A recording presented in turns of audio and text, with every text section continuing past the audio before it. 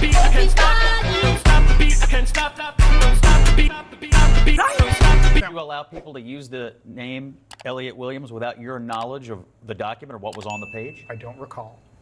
So I'm asking you, No, if you were a government official and you had an Autopen, which you did, would you let some staffer sign things in your name without reading? Yeah, here's the question. Was my authority delegated to that person? And I think they do have the authority to do so. Laws and regulations, and I'm serious, Scott, laws and regulations. The authority to delegate pardons and executive orders, the President of the United States can say, you unelected staffer can go sign my name on a document that I've never seen for a decision that I've never made? Quite often, the United States Code delegates authority. So through the President of the United States, through the Attorney General, whatever else, X person can carry out a function.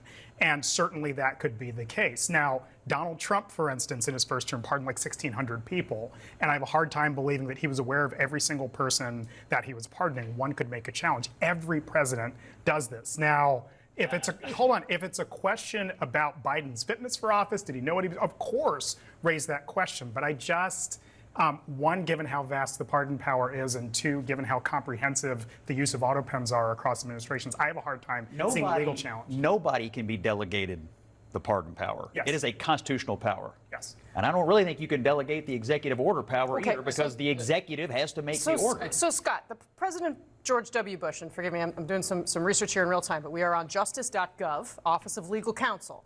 Date of issuance, July 7th, 2005. So this is the Bush administration. They ask whether the president may sign a bill by directing that his signature be affixed to it.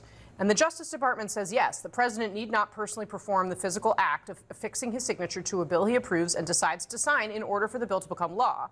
Rather, the president may sign a bill within the meaning of Article 1, Section 7 by directing a subordinate to affix the president's signature to such a bill, for example, by Autopen. The issue is not the use of the Autopen. The issue is the last thing you said, directing someone, the president making a decision. What Comer and the guys over at Oversight have found is that there's no clear evidence that Joe Biden personally made the decisions that only a president can make. Well, that's a fair question, but signing legislation is as much a presidential power as issuing pardons is, right? They're both in the Constitution. The president has the power to execute, to execute legislation, has the power to pardon. If, as is the case with George W. Bush, he can delegate the signing of legislation. You guys are missing the point. The allegation is Joe Biden had no idea that his signature was being affixed to certain things, and if that's true, it is a valid question. If the president doesn't personally make a decision or make a direction, I think it's perfectly a valid question. I'm just saying the notion of presidents delegating their authority, even on not a figurehead, even on constitutionally mandated powers, the president can delegate his authority.